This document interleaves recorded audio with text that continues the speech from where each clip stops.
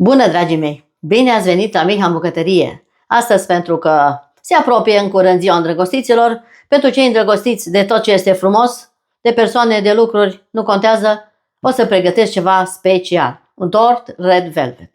Și pentru asta o să trebuiască să mă urmăriți de la început și până la sfârșitul filmului pentru a vedea pas cu pas cum pregătesc eu cu lux de amănunte aceste minunate rețete care eu le fac la Miha în bucătărie. Și pornim prin a amesteca unt. Untul cu zahărul. Îl voi blendui foarte bine. Acum bat cu mixerul foarte bine untul moale la temperatura camerei până se spumează și adaug zahărul treptat.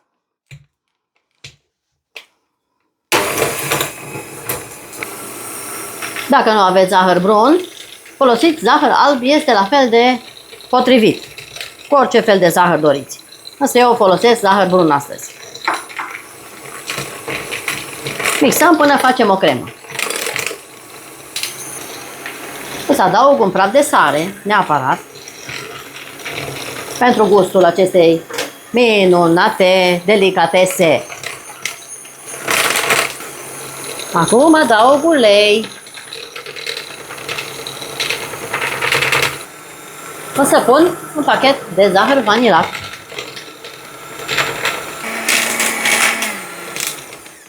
Am amestecat bine untul cu zahărul și voi adăuga câte un ou pe rând și voi da cu mixerul. Voi incorpora oul. Unul câte unul. Pun al doilea ou. Deci voi folosi 3 ouă întregi la această rețetă. Eu așa o pregătesc.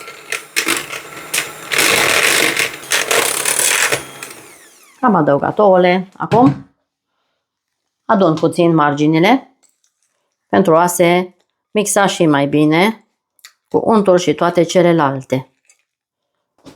O să dau deoparte această compoziție într-un bol mai mare. Adaug făina, cernută, bineînțeles. O cernem. O linguriță praf de copt, o linguriță de bicarbonat de sodiu, pun peste făină, cacao și voi cerne ingredientele uscate toate împreună. O să pun și restul de făină. Le voi amesteca încet, încet. Așa arată. Acum, peste această compoziție, voi cerne din nou această făină. Pun câte puțin și o cern peste ouă.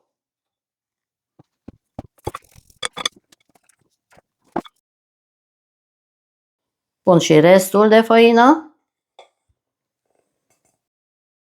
Am pregătit 2 tăvi. Eu voi face în 2 tăvi, așa. O să vă scriu și dimensiunea tăvilor. Acum voi amesteca foarte finuț aici. După ce vom adăuga din lapte. Pun laptele aici, peste făină. La temperatura camerei trebuie să fie. Toate ingredientele trebuie să fie călduțe. Amestec finuț, finuț. Aici am un sirop pentru însiropat blaturile la sfârșit. Aici am suc de sfeclă roșie. Pun și pe el. Îl adaug în compoziție. Și voi adăuga puțină vopsea roșie. Avem nevoie. Am adăugat și vopseaua și voi face cu mixerul foarte încet, la viteză mică, până incorporez toate ingredientele.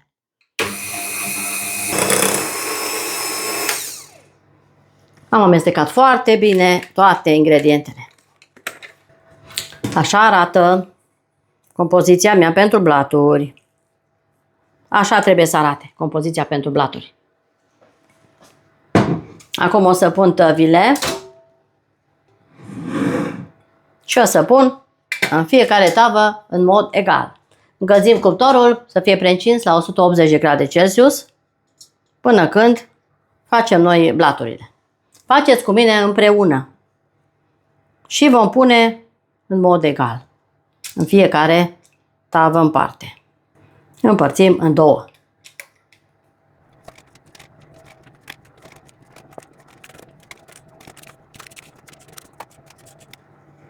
Am împărțit compoziția în două părți egale.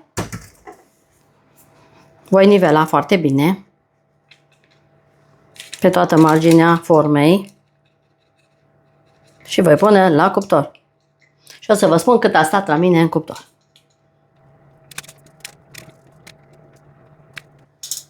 Nivelez și cealaltă tavă.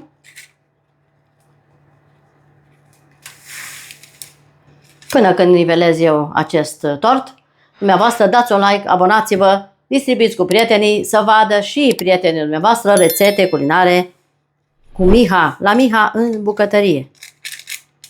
Distribuiți pentru că mă ajută foarte mult să meargă cât la mai multe persoane aceste rețete ale mele, pentru că poate inspir pe cineva să facă rețetele lui Miha.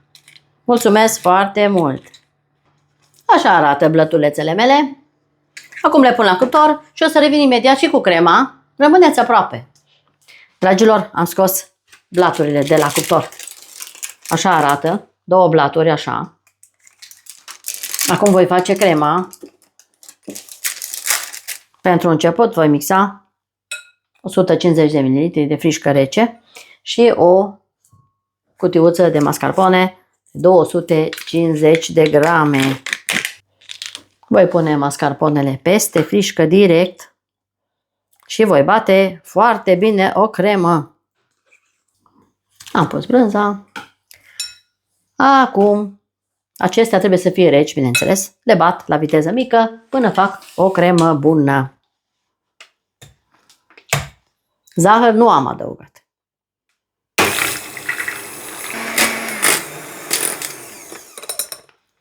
Am bătut frișca cu crema. Dau crema aceasta deoparte și voi bate un pachet de unt cu zahăr pudră, zahăr după gust. Eu spun cât am pus eu. Pun zahărul peste unt și fac o spumă.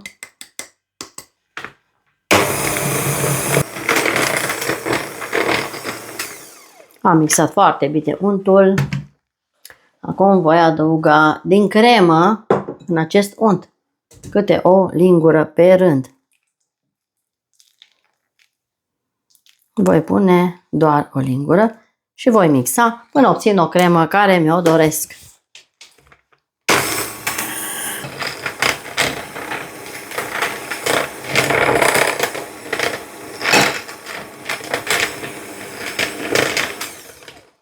O să adun untul de pe margine întâi pentru a se amesteca și mai bine.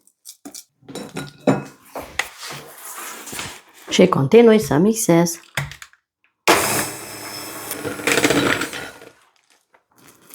Crema mea este gata.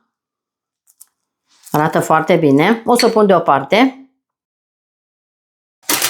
Am și blaturile. O să tai blaturile în două fiecare.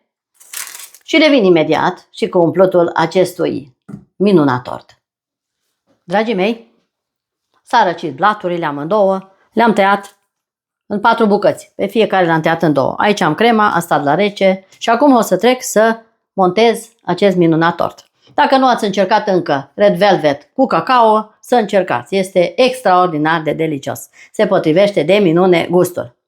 Acum aici avem un sirop. Și mai am puțin și aici, în caz că mai am nevoie, o să însiropez fiecare blat individual. Un sirop pe toată suprafața. Însiropăm să avem blaturile foarte suculente. Și o să pun cremă. Crema este foarte, foarte bună, gustoasă și aromată. O să pun pentru început doar 2 linguri.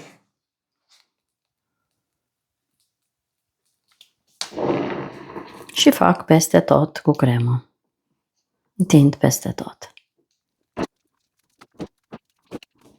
Scrieți în comentarii de unde mă urmăriți și eu vă pup cu drag. De unde, din ce țară, din ce oraș. Este un deliciu. Red velvet cu cacao. Dacă n-ați făcut, faceți. O idee creativă. Pentru dumneavoastră. Ceva foarte gustos și foarte bun.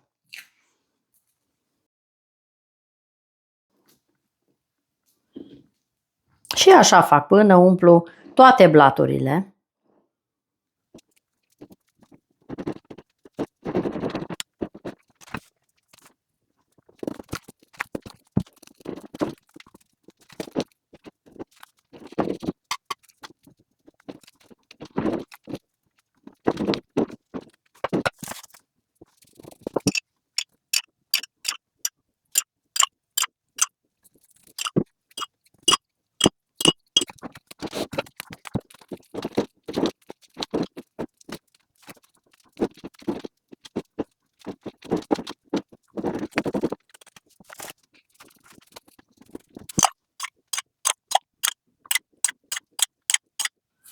Am pus și ultima foaie și acum pun cremă peste tot.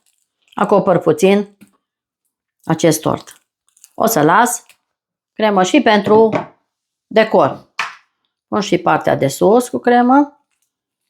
Un strat nu foarte gros. Nu este nevoie de un strat gros.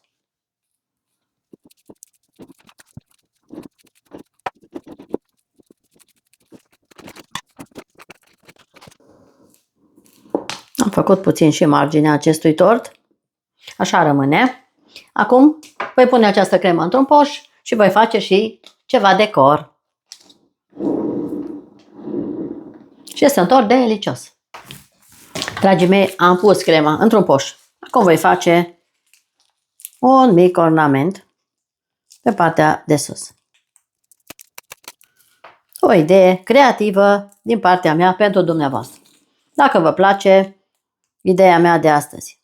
Red velvet cu cacao. Cremă de brânză cu unt. Pudră de căpșune, căpșune confiate și așa mai departe. Dacă vă place rețeta, încercați-o cu mare plăcere. Trimiteți poze cu ceea ce ați făcut dumneavoastră. Așa arată tortul meu de astăzi. Un tort foarte simplu, dar deosebit de gustos.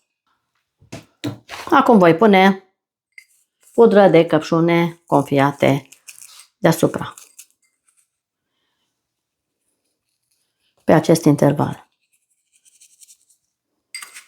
De aceea am pus cremă foarte subțire, pentru că oricum am pus această pudră de căpșune. Și nu trebuie cremă multă deloc. Are suficientă în interior. Trebuie să ne exprimăm creativitatea, nu-i așa?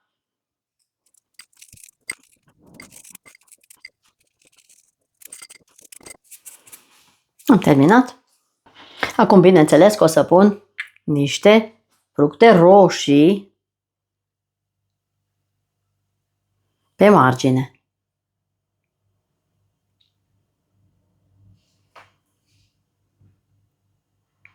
Fără zeamă, pe cât se poate. Sunt fructe din compot. Sunt fructele de unde am luat zeama ca să însiropez acest minunat tort.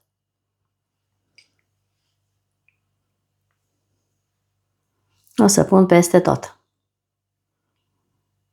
Și avem un tort mega delicios.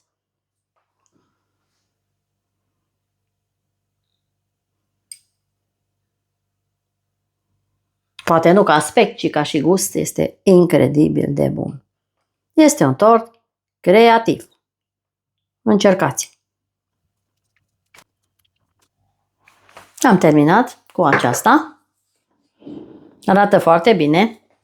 Iar acum pe margine voi pune căpșune confiate. Pentru un aspect și mai plăcut. Pentru un aspect și mai plăcut. Sunt căpșune uscate.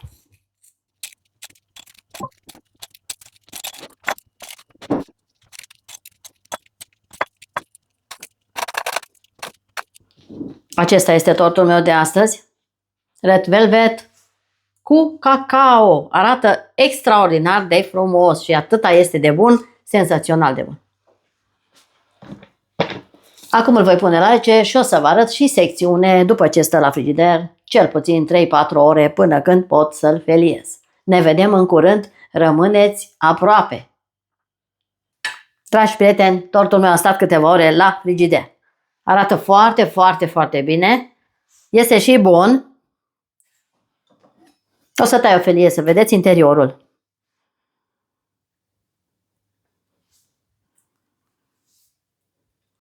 Trebuie să vedem și cum este în interior. Opa, să nu cadă jos. Așa arată minunatul meu tort de astăzi. Red Velvet cu cacao. Super, super bine arată și vă garantez că este extraordinar de delicios. Cel mai bun tort, Red Velvet cu cacao. Încercați, fiți creativi.